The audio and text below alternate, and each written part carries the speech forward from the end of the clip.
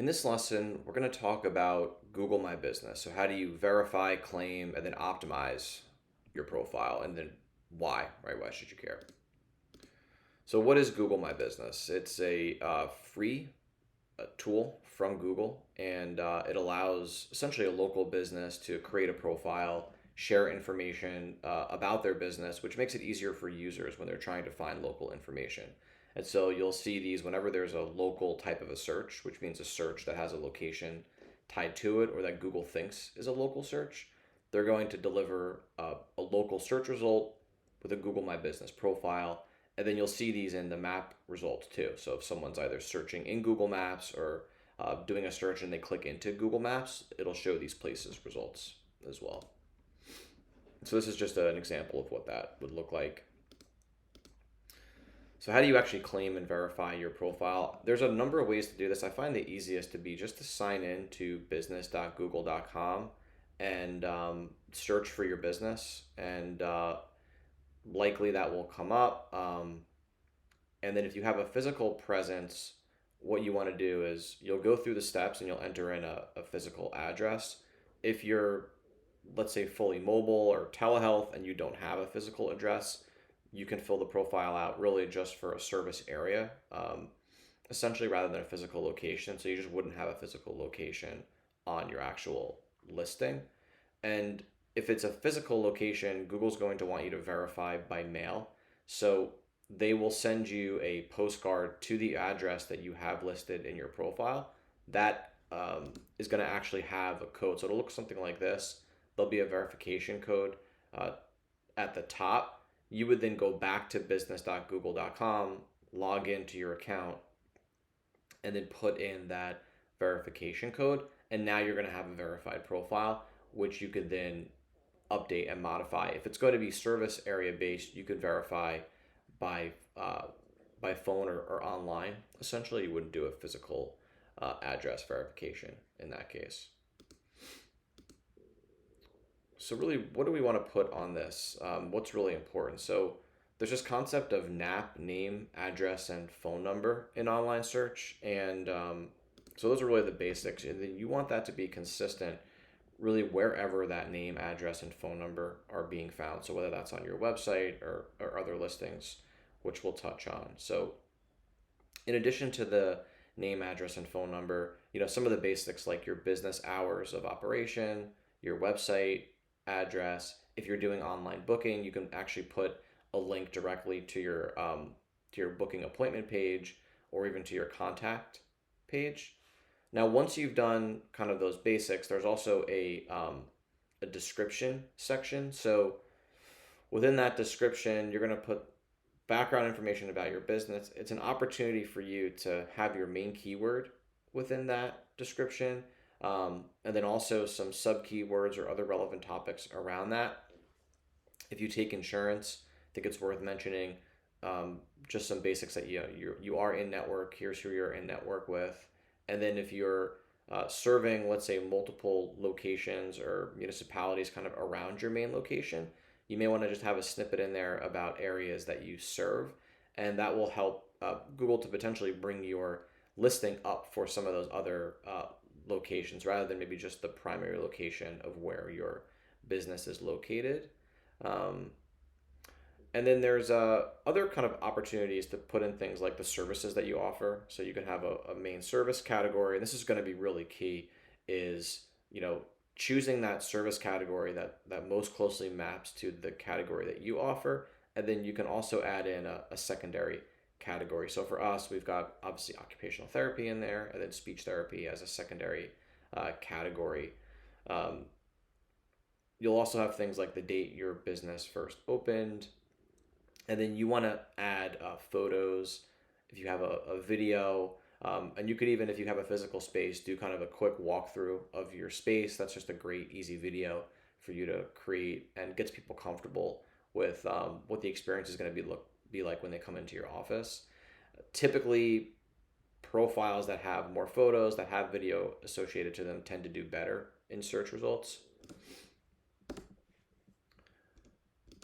So in addition to the Google My Business, there's other local directories. some of the key ones like Yelp, Facebook in a way is considered a directory, Yellow Book. I'll create a resource that has a list of the key ones to focus on. But what you want to do is you want to have your own listings set up on those sites. Make sure that the name, address, and phone number, business hours, website, obviously are consistent with what you have in your Google My Business. And if you're writing descriptions, you want to try to be somewhat unique in the descriptions that you're creating for those sites rather than just creating the same description on each one. This is another ranking factor. I look at this similar to backlinks. So Google's looking at the number of local citations that you have, and that's what each one of these directory listings is called, is a citation. So the number of citations and then the quality of those citations will be a factor in terms of where your page is ranking.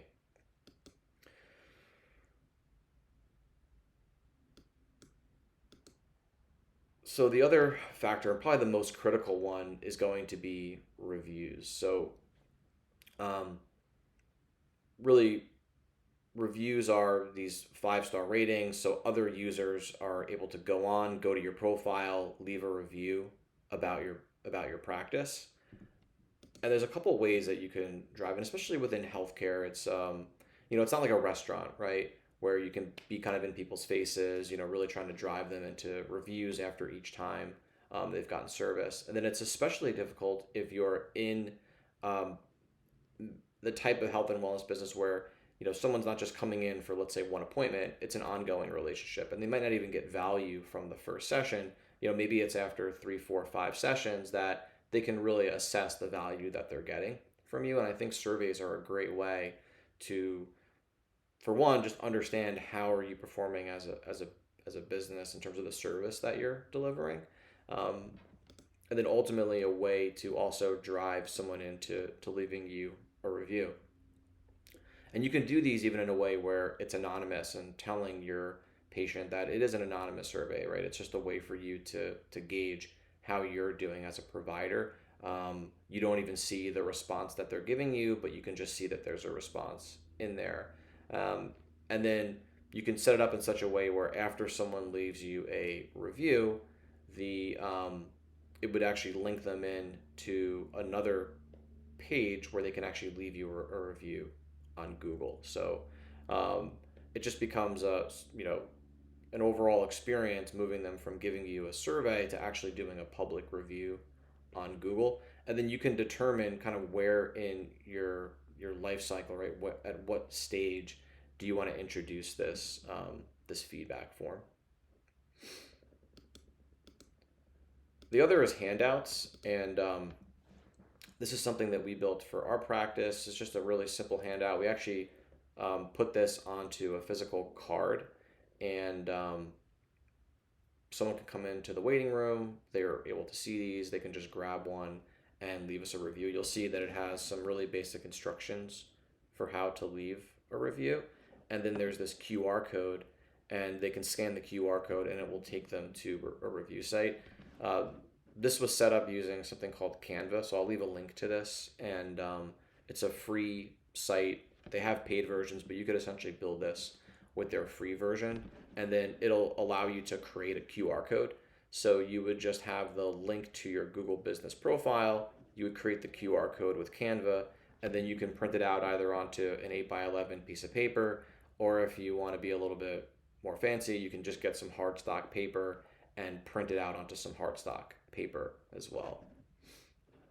But this is really key.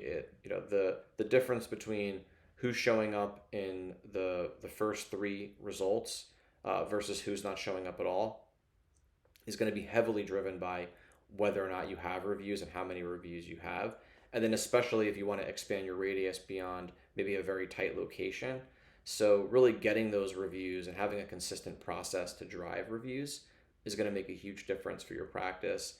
And then just whether or not you show up in the local pack is also going to be a huge determining factor into how much organic traffic that you're driving. That's a really key place that people are going to.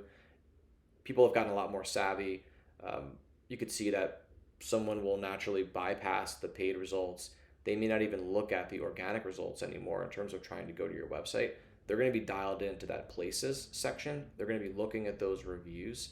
And then from there, maybe they'll go to your website and learn more about your practice. So really critical to get this piece right around the Google My Business, and then having a process in place to drive reviews around that.